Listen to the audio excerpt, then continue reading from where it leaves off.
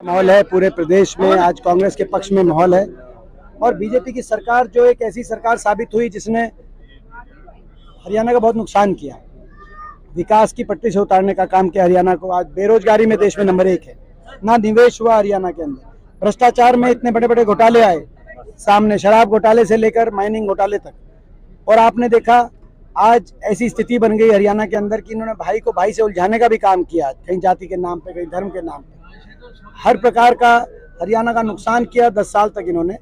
आज खुशहाली का प्रतीक, बेरोजगारी, नशे, अपराध का प्रतीक प्रदेश बन गया है और इसीलिए हरियाणा की जनता ने इस कुशासन से पीछा छुटाने का मन बना लिया है। गरीब आदमियों को उलझा दिया, सारी स्कीम्स बंद कर दी, आईडीओ में उलझा दिया, पहचान पत्रों में उलझा दिया, पोर्टल्स में उलझा दिया, नौजवानों को सीटी में, कच्ची नौकरियों में उलझा दिया।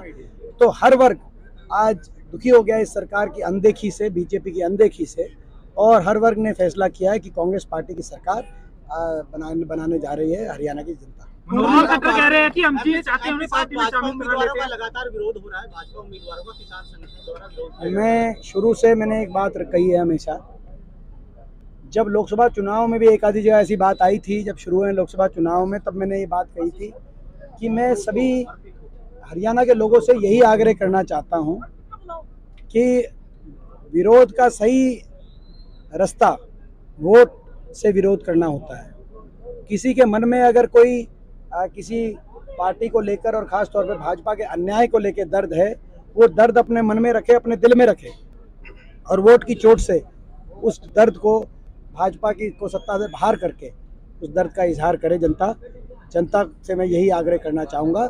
और किसी प्रकार की कोई विरोध का कोई स्थान लोकतंत्र में मैं नहीं मानता। कुंडरी में जैसे आपके हेलीकॉप्टर तक आपके कार्यकर्ता पहुंच गए, पुंडरी में हेलीकॉप्टर तक आपके कार्यकर्ता पहुंच गए, सुरक्षा में कहीं ना कहीं सेंती सुरक्षा में चूक थी। केवल पुंडरी में ही नहीं, मैं आपकी जानकारी में लाना चाह रहा हूं कि लगभग हर रोज हमारे को बहुत प्रशासन की ओर से, मैं पूछना चाहता हूं प्रशासन की ओर से हर रोज हमारे कार्यक्रमों में बाधा पहुंचाने का क्या ये सही रास्ता है लोकतंत्र में?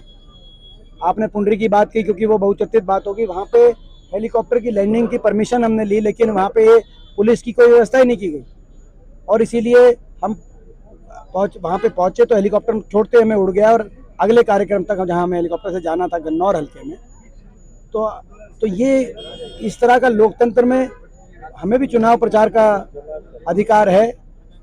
ये हमारे कार्यक्रमों में प्रशासनिक रूप से इस तरह से विफलता क्या सरकार को शोभा देता है? इलेक्शन कमीशन में तक हम पहुंचाएंगे ये बात, लेकिन इलेक्शन कमीशन से भी हमें कोई उम्मीद नहीं है। एमपी साहब जिस तरीके से पूरे बीजेपी के बिल्कुल, हरियाणा क्राइम रेट में देश में नंबर 1 बन गया है।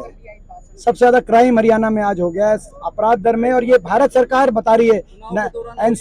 एनसीआरबी का डेटा बता, चुनाव के दौरान भी, और आपने देखा चुनाव के दौरान भी यहाँ तक कि हमारे प्रत्याशी प्रदीप चौधरी के काफिले तक पे फायरिंग होने लगी। ये ऐसी स्थितियाँ, ऐसे गैंग हरियाणा को के युवाओं को बर्बाद कर रहे हैं और हरियाणा के भविष्य पर अंकुश लगा रहे, क्योंकि निवेश नहीं होगा अगर क्राइम ऐसे ही रहा तो।